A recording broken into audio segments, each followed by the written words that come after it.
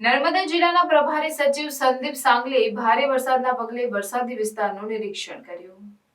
દક્ષિણ ગુજરાતમાં હવામાન ખાતાએ ભારે વરસાદની આપેલી આગાહીના પગલે જિલ્લામાં ઓરેન્જ એલર્ટ આપતા ગઈકાલથી નર્મદા જિલ્લામાં અનરાધાર વરસાદ વરસ્યો હતો અને ઠેર ઠેર રસ્તાઓ પર અને નીચાણવાળા વિસ્તારોમાં પાણી ભરાયા હતા। આજે વરસાદના વિરામ બાદ પાણી ઓસર્યા છે અને જાનમાલને ખાસ મોટું નુકસાન નથી, પણ ખેડૂતોના ખેતરોમાં પાકને નુકસાન અને પાણી ભરાયેલા જોવા મળે છે અને નર્મદા નદી અને કરજણ નદીમાં ઘોડાપૂર આવ્યા છે।